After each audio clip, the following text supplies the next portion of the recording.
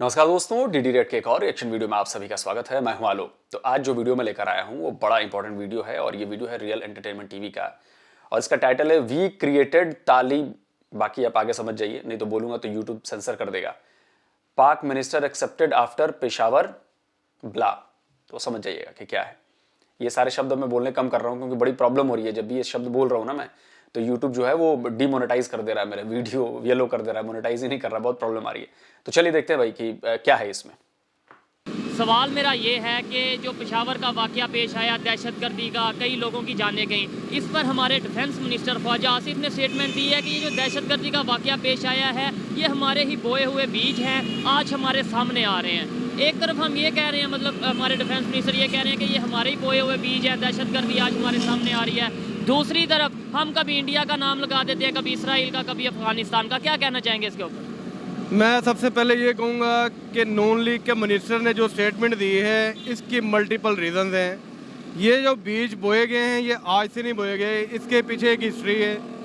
25, 30, 40 साल पहले जो अफगान वार स्टार्ट हुई थी उसके अंदर जो हमने मुजाहिदीन ट्रेंड किए थे, उन ट्रेंड मुजाहिदीन को हमने खुला छोड़ दिया बजाय कि उनको कंट्रोल करते।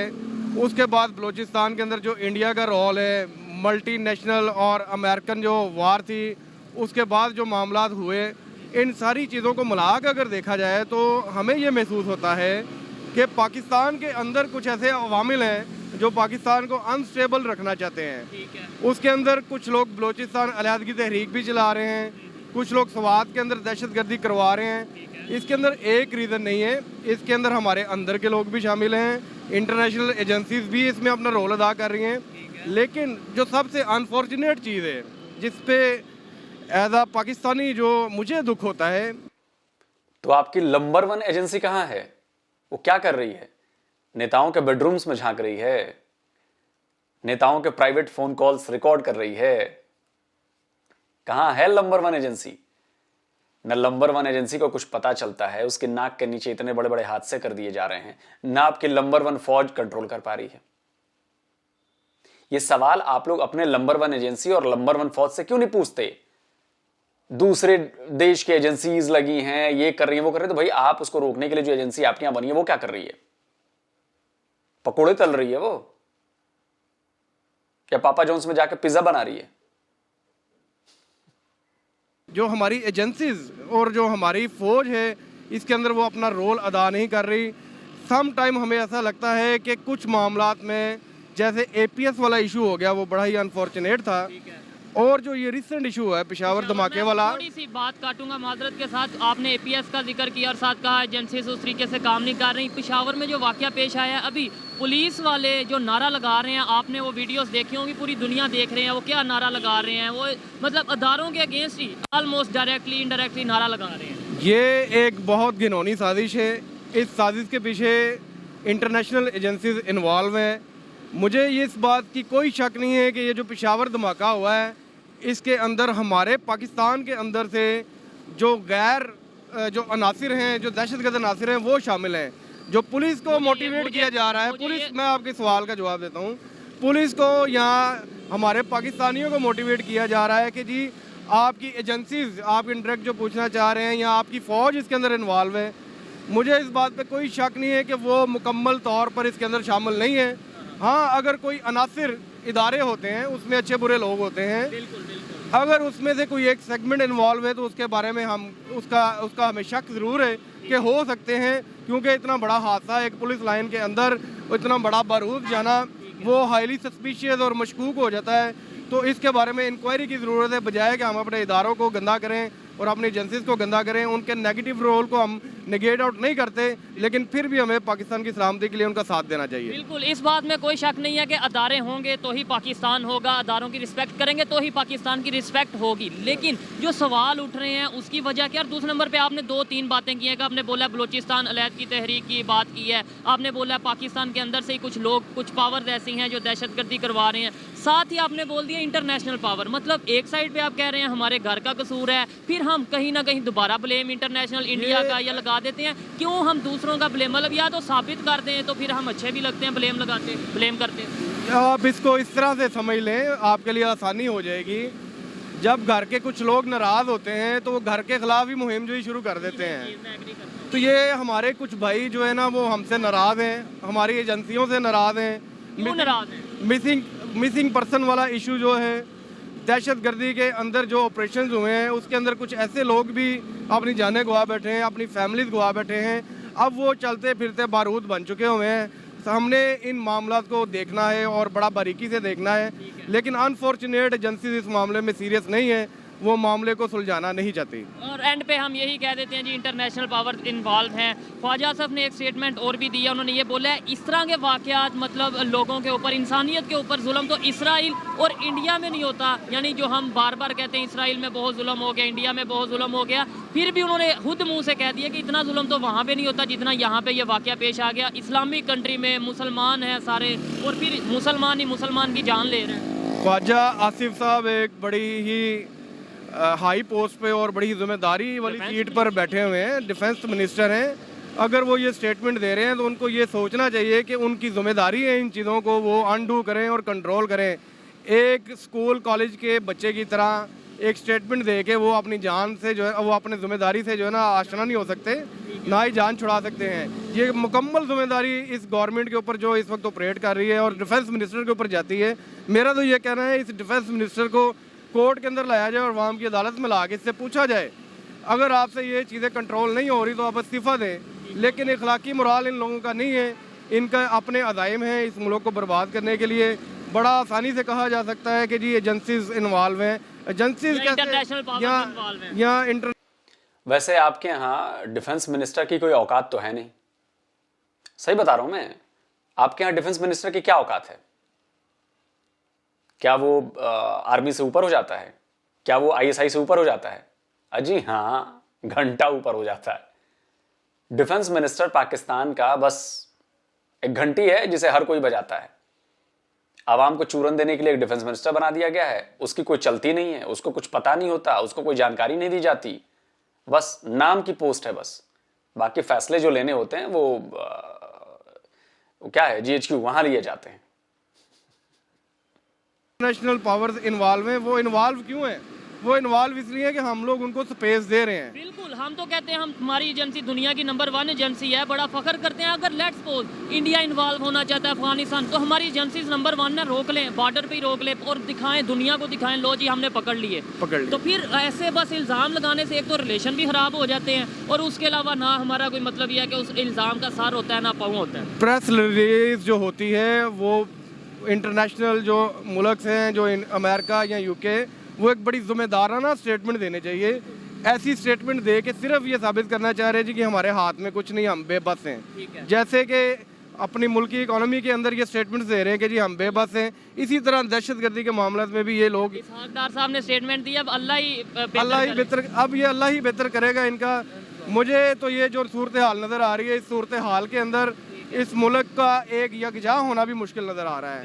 तो खुदाया इसकी तरफ तवज्जो दें, सिर्फ ये स्टेटमेंट्स दे के अपनी जान ना छुड़ाएं। बेहतरी कैसे आएगी और मेरी और आपकी क्या जिम्मेदारी है? हमेशा हमें देखें गवर्नमेंट पे ब्लेम करते हैं, कभी मिनिस्टर पे, कभी अदारों को कोई इल्ज़ाम। मेरी भी कोई ना कोई जिम्मेदारी है, आपकी भी कोई ना कोई जिम्मेदारी है। आम शहरी की जिम्मेदारी, एक आम शहरी की जिम्मेदारी तब शुरू होगी जब स्टेट अपना रोल अदा करेगी। अभी स्टेट रोल अदा नहीं कर अभी स्टेट रोल अदा नहीं कर। चले, अच्छा लगा बात करके। आप इसके ऊपर कोई ओपिनियन देना चाहें या आप में से कोई ओपिनियन देना चाहें? बहुत शुक्रिया जी। अस्सलाम वालेकुम। वालेकुम सलाम। आपका नाम? मियां नदीम अली। क्या करते हैं? जी मैं गुजरावाला से बिलोंग करता हूँ, मैं प्रॉपर्टी का और चेकर हूँ गाड़ियों का। ठीक है, सवाल मेरा ये है कि अभी ख्वाजा आसिफ जो कि हमारे डिफेंस मिनिस्टर हैं, उन्होंने स्टेटमेंट दिया कि ये जो पेशावर में दहशतगर्दी का वाक़या हुआ है, ये हमने ही बीज बोए हैं पाकिस्तान ने और आज हमारे सामने आ रहे हैं। क्या आपको लगता है कि हम मतलब हमने ये दहशतगर्दी को के बीज बोए थे? नहीं, ऐसा नहीं हो सकता। हम पाकिस्तानी, हम मुसलमान हैं। हम डिफेंस मिनिस्टर ये बात कर रहे हैं जी, वो गलत बात कर रहे हैं। तो हम नहीं चाहते, कोई भी इंसान ही होता है। डिफेंस मिनिस्टर गलत बात कर रहे हैं, आप सही बात कर रहे हैं। कमाल है ना। डिफेंस मिनिस्टर जो बैठा हुआ है सरकार में वो गलत बात कह रहा है, ये सही बात कह रहे हैं। सही, कोई बात नहीं भाई, आवाम है, हर किसी का अपना राइट है कि वो किसी के भी फैसले पर, किसी भी बयान पर वो सवाल उठाए। और बिल्कुल अगर इनको लगता होगा इसके पीछे कोई ना कोई वजह होगी, ये वजह बताएंगे, शायद वजह होगी तभी वो कह रहे हैं। चाहे कोई भी हो, इंसान ही होता है। हम उनकी कदर करते हैं, तो ये जो उन्होंने बयान दिया वो गलत दिया उन्होंने बयान। ठीक हो गया जी। आपको क्या लगता है ये जो वाकया पेश आया इसके पीछे कौन होगा? ये दहशतगर्द थे जिन्होंने इंसानों की जान ली, वो कौन? वो मुसलमान तो नहीं है ना, वो तो यूदी हैं जिन्होंने ये काम किया है वो। हाँ जी। तो ये जो वजीरिस्तान से अटैक करते हैं, टीटीपी की अगर बात करें या फिर अफगान तालिबान की बात करें, वो जिम्मेदारी भी एक्सेप्ट करते हैं, वो तो मुसलमान है और हमारे से ज्यादा मुसलमान दुनिया उन्हें नहीं, समझती है। हम उन्हें मुसलमान नहीं मानते। अफगानिस्तान वालों को मुसलमान नहीं, हम नहीं मानते। अगर वो बम वगैरह चलाते हैं ना तो हम उसे नहीं मानते मुसलमान। ठीक हो जी। गया। चले, बेहतरी कैसे आएगी लास्ट में ये बता दें। बेहतरी ये आएगी कि हमें अपने हक के लिए बाहर निकलना चाहिए और लड़ना चाहिए, ठीक हो बस। गया। अच्छा लगा बात करके। आइए मजीद किसी से बात करते हैं। बहुत शुक्रिया। अस्सलाम वालेकुम। अच्छा देखिए, मतलब गजब हाल है यार, है ना। जहां पे आप फंसता हुआ देखते हैं वहां पे आप साफ नकार दो, झूठ बोल दो कि नहीं नहीं वो तो है ही नहीं। और यही सवाल जब इधर करते हैं जो आरएसएस दहशतगर्द है, अरे भाई आरएसएस बता दो कब उसने बम ब्लास्ट करा दिया हो, कब उसने फिदाइन हमला कर दिया हो, कब कहां जाके अटैक कर दिया हो। लेकिन जी आरएसएस तो दहशतगर्द है, हिंदूवादी हिंदूवादी हिंदूवादी हिंदूवादी। लेकिन इधर नहीं नहीं नहीं, उनका कोई धर्म नहीं है, उनका कोई मजहब नहीं है, वो तो है ही नहीं, मुसलमान ही नहीं है। मैं पाकिस्तानियों की बात कर रहा हूं जो पाकिस्तान में दिख रहा है। और अभी तक की बातों को सुनने के बाद आपको समझ में आ गया हो कि ये डिफेंड करने के लिए किसी भी हद तक जा सकते हैं, कोई भी झूठ बोल सकते हैं, कुछ भी कह देंगे। अब अच्छा बताइए, टीटीपी वाले कहते हैं कि असल मुसलमान वो हैं और वो इस्लाम की रक्षा करने के लिए हैं, और जो सामने वाली पार्टी है वो मुसलमान नहीं है। ये कहते हैं कि जी टीटीपी वाले मुसलमान नहीं है, हम असली मुसलमान हैं। तो असली मुसलमान कौन है ये साबित करने के लिए दोनों एक दूसरे के खून के प्यासे हुए पड़े हैं। बेचारे निर्दोष मासूमों की जान जा रही है। और खैर इसी पर मुझे याद आया अपना मुंबई पर जो हुआ था 26 नवंबर को। तो भाई उस कस्साब, मतलब पूरा नाम नहीं लूंगा, शायद फिर से सैंक्शन लग जाए, कुछ हो जाए, समझ गए होंगे। तो उसको तो शुरू में पाकिस्तानी मीडिया ने तो ये साबित कर दिया था कि जी वो तो हिंदू है और वो तो इंडिया का ही रहने वाला है, इंडिया ने खुद कराया है। जिस लड़के की तस्वीर ये दिखाई जा रही है, इसका आप नोट कीजिए कि हाथ के ऊपर ये येलो बैंड पहना हुआ है, ऑरेंज रंग का जो बैंड है, ऑरेंज बैंड, ये सैफरॉन बैंड जो है, ये बीजेपी के दहशतगर्दों की खास निशानी है। इस लड़के का नाम अमर सिंह है, ये सिख है, और इसके साथ जो दूसरा लड़का मारा गया है इसका नाम हीरा लाल है। ये दोनों रॉ के एजेंट से। वो तो भला हो पाकिस्तानी मीडिया के एक आध चैनल का, अखबारों का, कि उन्होंने सच खोद कर निकाल लिया, और सच ऐसा खोद कर निकाला कि वो चले गए उसके गांव में, उसके माँ बाप, इंटरव्यू, ये वो सब साबित कर दिया कि बॉस ये तो यहीं का रहने वाला था। तब जाकर पाकिस्तान पर प्रेशर पड़ा, उसे लगा कि यार अब इससे नहीं बच पाऊंगा, अब इससे ज्यादा सबूत कैसे मैं वो करूं। तब उसने माना कि हाँ भाई जो वो था और उसके जो साथी थे वो सब पाकिस्तानी थे, पाकिस्तानी जमीन से गए थे। और नैरेटिव ही बना दिया था बॉस, नैरेटिव बना दिया था कि नहीं नहीं वो तो इंडियन था, इंडियन था। आज भी कई लाल टोपी टाइप के लोग तो आज भी कहते हैं कि वो इंडियन है, आज भी। और पाकिस्तान की जनता में भी बहुत सारे लोग हैं जो कहते हैं कि इंडियन है। और वो तो भला हो शेख चिल्ली, क्या नाम है, शेख रशीद का, बेचारे अभी अंदर हैं, पता नहीं, हो सकता है छूट भी जाएंगे। तो वो तो इमरान खान के सामने चीख चीख कर उन्होंने बताया कि भाई वो उसका जो आया था 26 नवंबर को, वो पाकिस्तानी जो नाम नहीं लूंगा, उसका पता तो नवाज शरीफ ने बता दिया था, ऐसा कुछ कहते थे वो। सुनिए। अजमल कस्साब का पता इंडिया को इन्होंने दिया, इन्होंने इंडिया को पता बताया कि अजमल कस्साब जो है, उन्होंने जो फरीदकोट का एड्रेस है वो नवाज शरीफ ने दिया। अगर ये बात गलत साबित हो तो जो चोर की सजा वो मेरी सजा है। प्राइम मिनिस्टर साहब डटे रहना, मैं तो आपको बहुत अर्ज करता रहता हूं। सुन लिया आपने। तो मुझे लगता है कि हर भारतवासी को जिसको पता है या जिसको नहीं पता है, उसको 26 नवंबर की रात क्या हुआ था ये सब पता होना चाहिए। क्योंकि इसे भूलना इसलिए भी नहीं चाहिए क्योंकि ऐसी घटनाएं, जब इन घटनाओं की डिटेल में हम जब जाते हैं तब हमें पता चलता है कि किस तरह से भविष्य में हम सब मिलकर इस तरह की घटनाओं को रोक सकते हैं, आंख नाक कान बनकर। और इसलिए मैं आपको रेकमेंड करूंगा कि आप कुकू एफएम पर मौजूद बुक समरी है black tornado, the 3 sieges of Mumbai को जरूर आप सुनिए। इस बुक समरी को जब आप सुनेंगे तो आपको डिटेल्स पता लगेंगी, कैसे वो आए, वो क्यों इतनी नफरत करते थे, वो क्यों उन्होंने निर्दोषों की जान लेने की सोच ली, क्यों उन्होंने अंधाधुंध गोलियां चलाई, क्योंकि वो ब्रेन वॉश किए गए थे मजहब के नाम पर। उनको बार बार ये बताया गया था कि हिंदुस्तान में उनके मजहब के लोगों पर बड़ा जुल्म किया जाता है और उसका बदला लेना है। तो ये जो है, ये जानना बहुत जरूरी है, ये याद रखना बहुत जरूरी है। और किस तरह हमारे सुरक्षा बलों ने उनको न्यूट्रलाइज किया, बहुत मुश्किल हुई, क्योंकि बहुत बड़ा ये एक तरह से घटना थी, हमला था। तो ये जो डिटेलिंग है ना, वो हमारे जख्मों को भरने नहीं देगी और वो जख्मों में टीस पैदा करेगी, जिससे हमें याद रहे कि हमारा दुश्मन कौन है, हम कैसे इस दुश्मन से बचेंगे। कुकू एफएम पर इसके जैसी और भी हजारों ऑडियो बुक्स मौजूद हैं। यहां आपको हिंदी, अंग्रेजी सहित कई दूसरी भाषाओं में 10,000 से भी ज्यादा ऑडियो शोज की लाइब्रेरी मिलेगी, जिसका फायदा देश भर में 23 लाख से भी ज्यादा लोग उठा रहे हैं। डीडी रिएक्ट के दर्शकों के लिए कुकू एफएम की तरफ से एक बेहद शानदार ऑफर आया है। अगर आप कूपन कोड DDR50 का इस्तेमाल करेंगे तो आपको पहले महीने की मेंबरशिप के लिए 50% का डिस्काउंट मिल रहा है। यानी अगर आप पहले महीने की मेंबरशिप लेते हैं तो उसके लिए आपको 99 रुपीज के बदले सिर्फ 49 रुपीज देने हैं, और 49 रुपीज देकर आप एक महीने के लिए 10,000 ऑडियो शोज का एक्सेस पा सकते हैं, जिससे आप अनलिमिटेड ज्ञान हासिल कर सकते हैं, सच्ची बातें पता कर सकती हैं। तो इसका लिंक मैंने डिस्क्रिप्शन और कमेंट बॉक्स में दिया हुआ है, वहां जाइए और जल्दी से इस शानदार ऑफर का फायदा उठाइए। चलिए आगे देखते हैं कि भाई पाकिस्तान की जनता जो है अभी और क्या क्या कहने वाली है। चलिए। वालेकुम सलाम। आपका नाम? सरफराज कम्बो। आपका नाम? अमीर अब्बास कम्बो। ठीक है, सवाल मेरा ये है जिस पे मैं वीडियो रिकॉर्ड कर रहा हूँ कि ख्वाजा आसिफ डिफेंस मिनिस्टर हैं, उन्होंने ये स्टेटमेंट दी है कि पेशावर का जो वाकया पेश आया है मस्जिद में, जो कई लोगों की जानें गई हैं, वो हमने ही बीज बोए थे, आज हमारे सामने ये वाकयात आ रहे हैं। क्या हमने ये दहशतगर्दी के बीज बोए हैं? बिस्मिल्लाहिर्रहमानिर्रहीम। बहुत अफसोस हुआ जो ये सानिया हुआ पेशावर वाला, इसमें बहुत सी कीमती जानें हमारे भाई शहीद हुए हैं, उनकी जानें गई हैं। लेकिन ख्वाजा आसिफ साहब जो हमारे मिनिस्टर हैं, उनको चाहिए कि ऐसी बातें करने से गुरेज करें। मामला ये है कि जो भी दहशतगर्द है उसका कोई मज़हब नहीं है, कोई दीन नहीं है। वो जो है वो दहशतगर्द, वो जो है वो दुनिया के ऊपर एक अजाब है।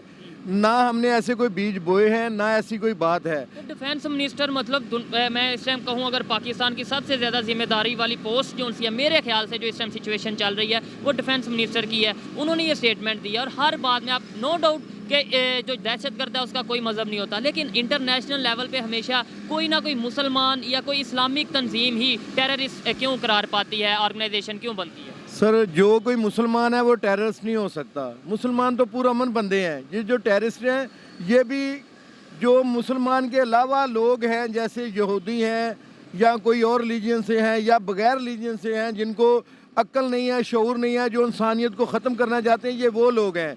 और हमें चाहिए कि अपने दफा के लिए, अपने मामलात के लिए अपनी जो सिक्योरिटी है उसको एक्टिव करें, उनको फंड दें, ताकि वो तरीके के साथ देखेंगे ये बंदा कौन है, किस तरह है, उस पर अच्छी नज़र रखें। ऐसी कोई पनपे ना चीज़।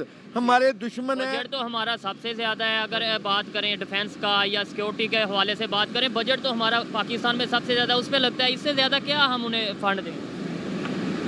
फ़ंड हम नहीं भी देते, लेकिन हम बतौर हर शहरी को हमें चाहिए कि हम लोग जो हैं बतौर शहरी हर दूसरे बंदे पे नज़र रखेंगे, ये बंदा कैसी एक्टिविटीज़ करता है, ये कहाँ से है, क्यों है। हमारे दुश्मन है इस्राइल और इंडिया, ठीक है, ये दो मुल्क हमारे दुश्मन हैं। उनकी फंडिंग होती है, हमारे ज़हन कैप्चर करते हैं यहाँ के लोगों के जिनका दीन कोई नहीं है, जो समझ रहे हैं अपने आप का नाम मुसलमान रख के, अपने आप का नाम क्रिश्चियन रख के, अपने आप का नाम किसी और मज़हब का रख के, जिनको इंसानियत से मोहब्बत नहीं है, जिनसे इंसानों को प्यार नहीं है, वो ये लोग माइंड उनका ऐसे कर देते हैं और वो लोग ऐसे करते हैं।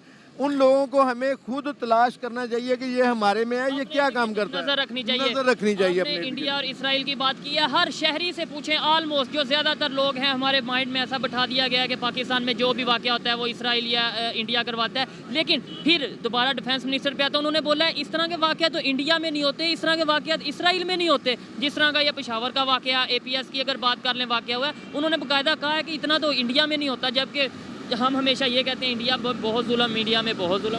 सर, जो इंडिया में जुल्म हो रहा है वो यहाँ कहाँ जुल्म है। वहाँ तो इंसानों को ऐसे मार रहे हैं। कश्मीर में देख लें कैसे क्या हाल किया हमारे मुसलमान बहन भाइयों का, चुन चुन के कर रहे हैं। हम जो है हम बड़ा दिल रखते हैं, हमने कभी किसी अपनी जो अक़लियत है कभी उसको कुछ नहीं कहा। अल्हम्दुलिल्लाह मैं मुसलमान हूँ। मेरे पास मामलात ऐसे हैं कि मेरे पास क्रिश्चियन भी हैं, मेरे पास हिंदुओं के भी केस हैं लाहौर में ही, लेकिन हम उन लोगों से मोहब्बत करते हैं कि हमारे पास अक़लियत है। ये हमारा मज़हब कहता है कि जो आपके पास अक़लियत है, जिन्होंने आपके पास रहते हैं, उनको आप अपने हिफाजत में रखें, उनका ख्याल रखें। ये आपने बोला। अच्छा, मुझे ये है ना, झूठ बोलने में ये लोग कसम से ऐसा झूठ बोलते हैं कि सामने वाले को भरोसा हो जाए। सबूत ना दिखाऊं ना मैं तो सच मान लें इनको। अब मैं बताता हूं कि वकील हिंदुओं के साथ क्या करते हैं, और ज्यादा मैं पाकिस्तानी सबूत ही पेश करता हूं ना। पाकिस्तान में एक जिन्ना इंस्टीट्यूट है, उसने एक डॉक्यूमेंट्री बनाई। उसका तर्जुमा ये था कि भाई अपने ही देश में बेगाने, और उसमें एक हिंदू ने अपनी आप बीती बताई कि जब वो कोर्ट में जाते हैं तो जज भी जब देखता है उसे तो क्या कहता है। पुलिस वुलिस तो छोड़ दीजिए, सुनिए।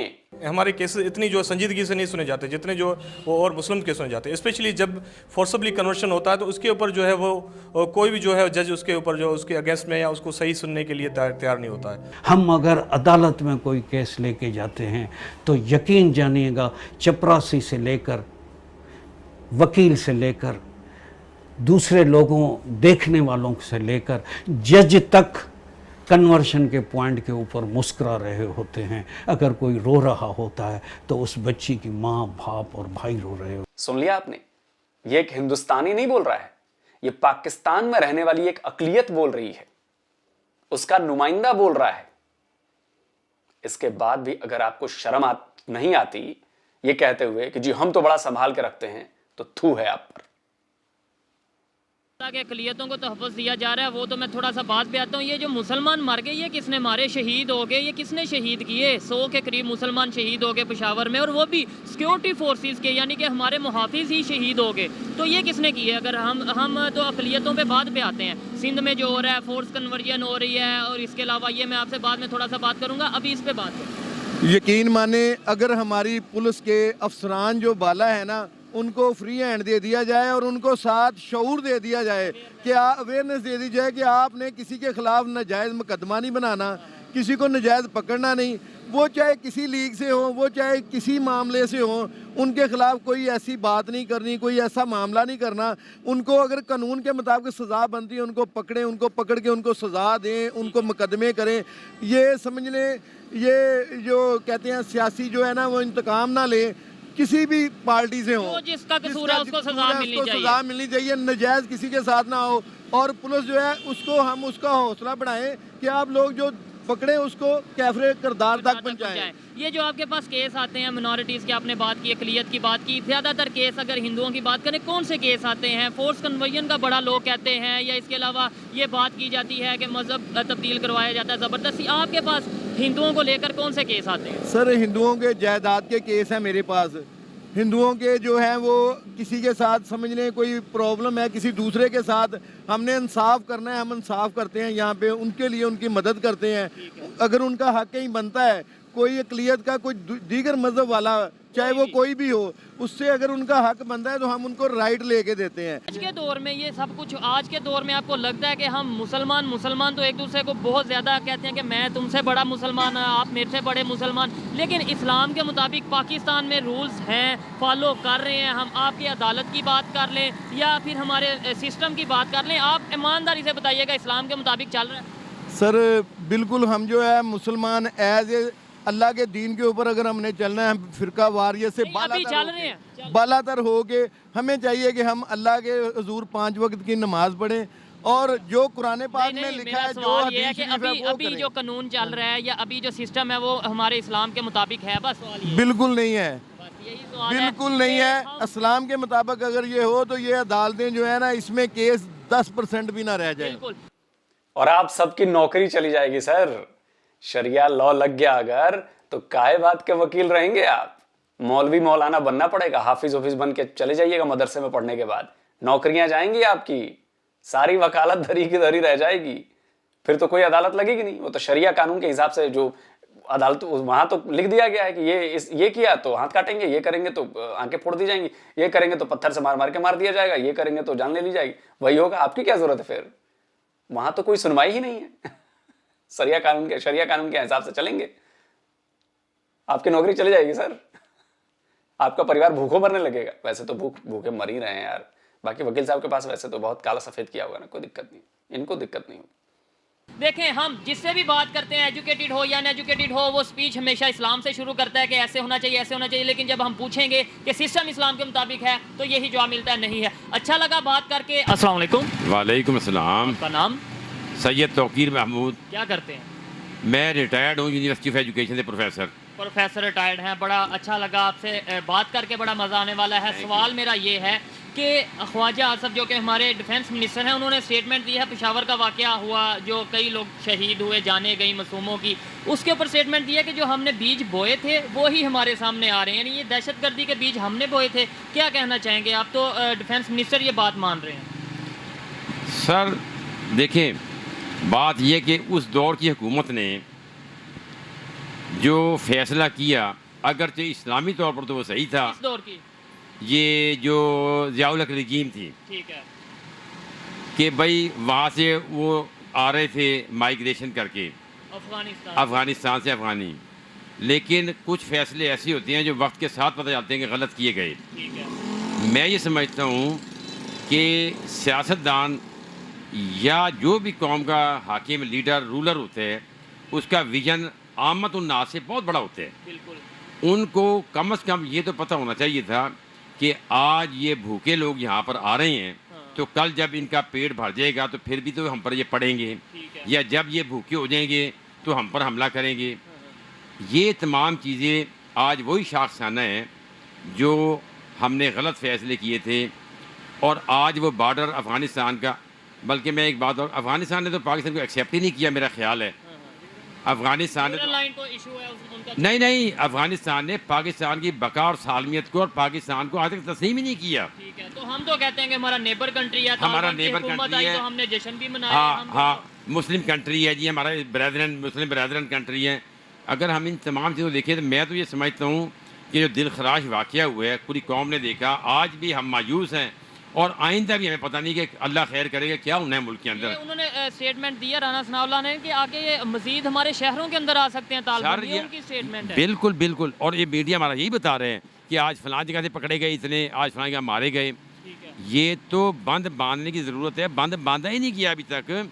और ये तो कोई भी लाइफ मेरा नहीं ख्याल कि सिक्योर हो, इनसिक्योर है पाकिस्तान के अंदर। बड़े शहरों के अंदर जब आप जाते हैं, मिसाल के तौर पर मुझे अनारकली जाना है, मेरी फैमिली जा रही है, तो मुझे पीछे धड़का रहेगा कि यार अल्लाह रहम करे, लिबर्टी है, अटैक ना हो जाए, अल्लाह ना करे।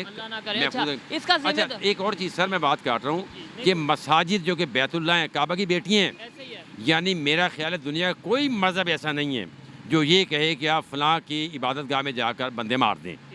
यानी ये कैसे दरिंदे लोग हमारे मुल्क में आ गए हैं कि जो कि किसी की इबादत गाह का एहतराम नहीं करें।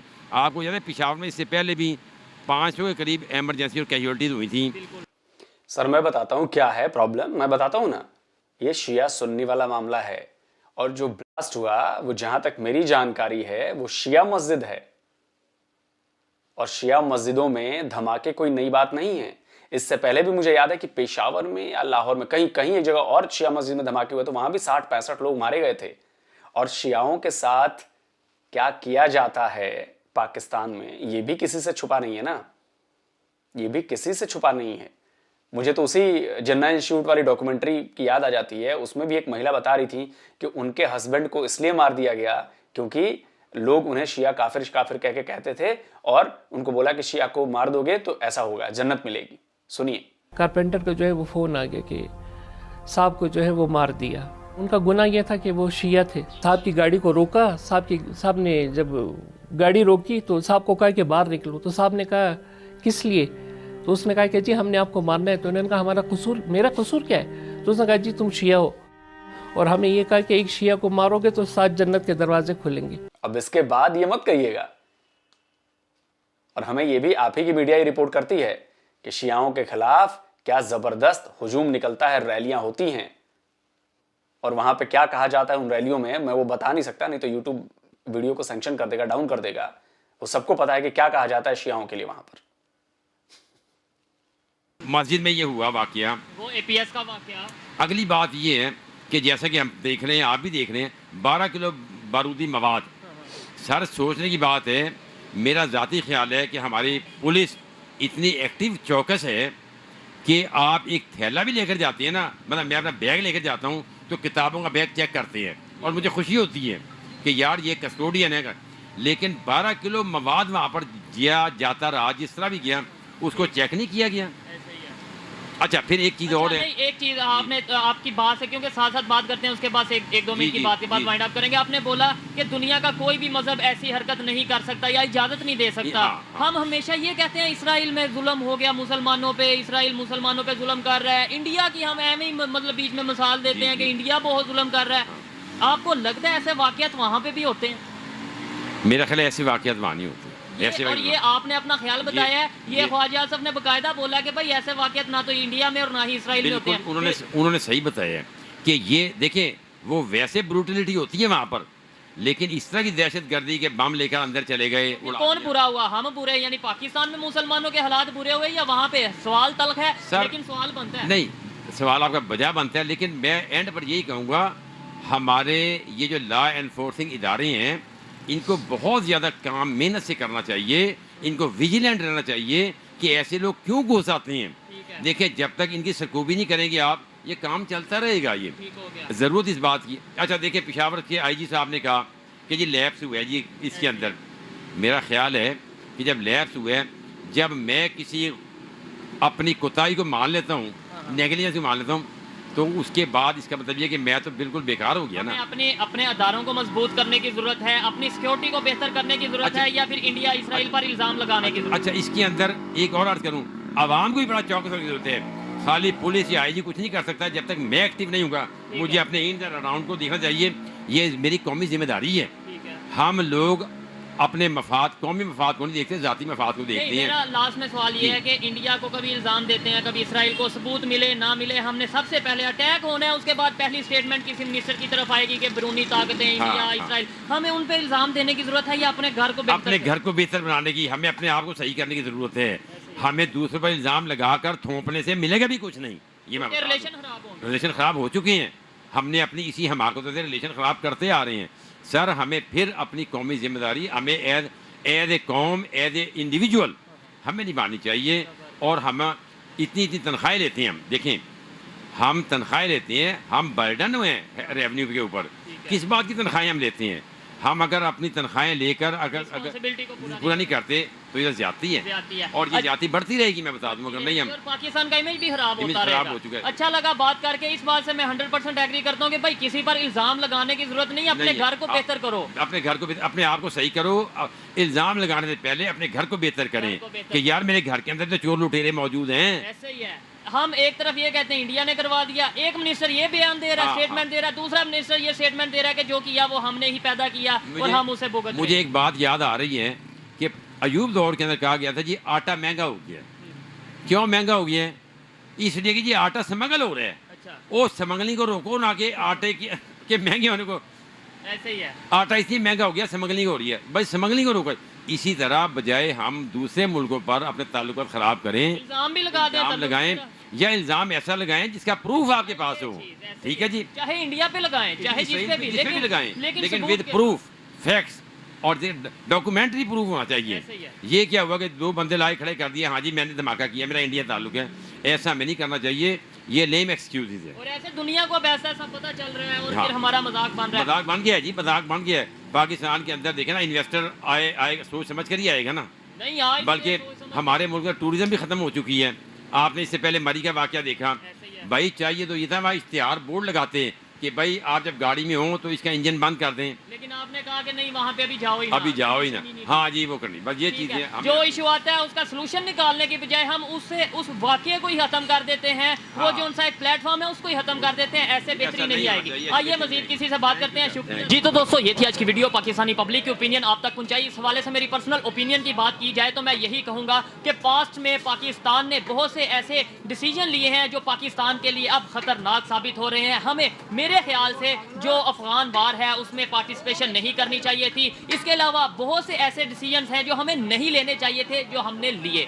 अभी भी वक्त है कि हम किसी पर इल्ज़ाम लगाने की बजाय अपनी सिक्योरिटी को बेहतर करें, अपने मुल्क के हालात को बेहतर करें। इसी में हमारी और पाकिस्तान की बेहतरी है। ये मेरी पर्सनल ओपिनियन है, आप इसे एग्री भी कर सकते हैं और डिसएग्री भी कर सकते हैं। वीडियो कैसी लगी कमेंट्स में ज़रूर बताइएगा। मिलते हैं नेक्स्ट वीडियो में, तब तक के लिए पीस आउट, अल्लाह हाफिज़।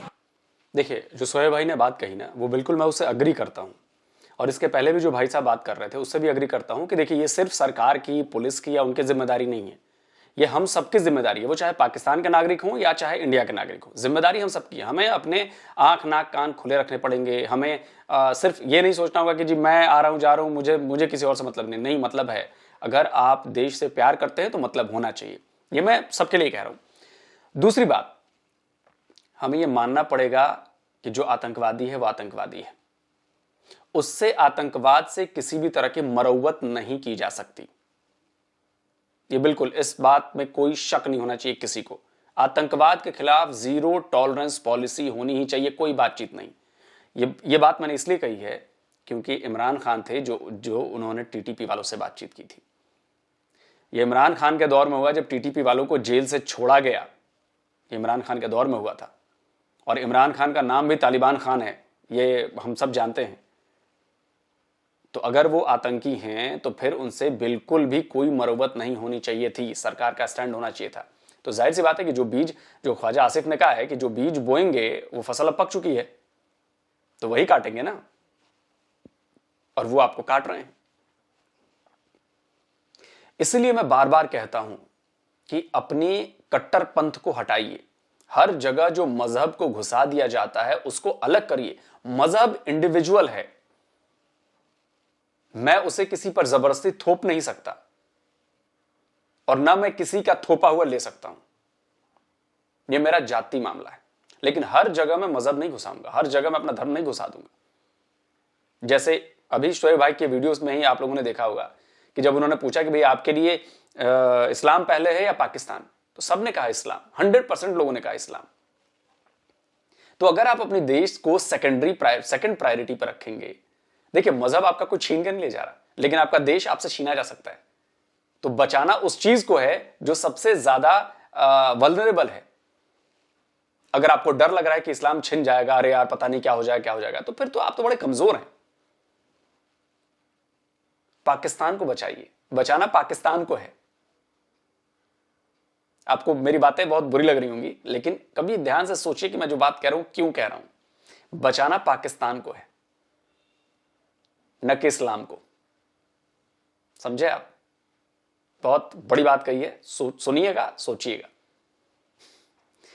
रही बात की जी इंडियन इन्वॉल्वमेंट है और ये है और ऐसा है और वैसा है, तो भाई वही बात है कि आप सबूत लेकर आइए। आप सबूत लेकर आइए और भारत को हर प्लेटफॉर्म पर नीचा दिखाइए कि ये हमारे पास सबूत है। ये फर्जी वाले सबूत नहीं जो उन्होंने बात कही, फर्जी वाले नहीं कि किसी को भी खड़ा कर दिया जी मैं इंडिया से आया हूं, नहीं। तगड़े सबूत लेकर आइए। सबूत के चक्कर में तो आज तक आप जाधव का कुछ कर नहीं पाए, कुलभूषण जाधव का सबूत ही नहीं है आपके पास। हाँ, चूंकि आपने जबरन उसको पकड़ रखा है तो पकड़ रखिए भाई, अब क्या कर सकते हैं। आपके पास तो वो न उगलते बन रहा है, न निगलते ना।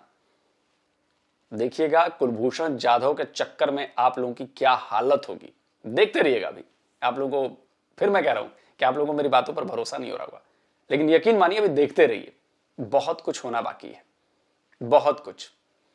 और वो जो इसी बीच खबर दे दूं मैं, क्यों मैं ये कह रहा हूं, वो जो पाकिस्तानी ऑक्युपाइड कश्मीर में आई थी ना, क्या नाम था, अल्लाह उमर क्या थी, वो बड़ी एंटी इंडिया बातें कर रही थी, जो अमेरिका में थी, वो उनको धक्के देकर बाहर निकाल दिया गया वहां से, धक्के देकर, क्योंकि वही कट्टरपंथी सोच, विक्टिम कार्ड।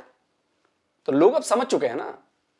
अब आप बोलेंगे कि जी उसके खिलाफ साजिश हो गई, ये हो गई, वो हो गई। ओह, सेम वही बातें अगर कोई दूसरे धर्म का आदमी आपके ऊपर कहने लगे तब तो आप फौरन आ जाएंगे, हम तो सर तन से जुदा और ये और वो ऐसा वैसा।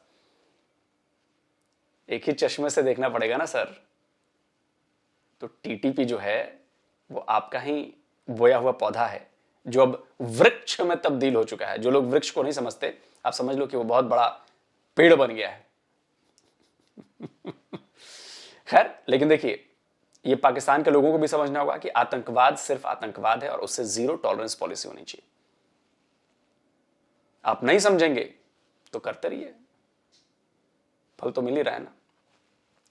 चलिए वीडियो खत्म करने का वक्त हो गया, लेकिन वीडियो खत्म करने से पहले आपको एक बार फिर से याद दिला दूं कि भाई आपकी नॉलेज को बढ़ाने के लिए, सच्ची नॉलेज गेन करने के लिए कुकू एफएम जो है आपके लिए एक ऑफर लेकर आया है। बहुत शानदार ऑफर है।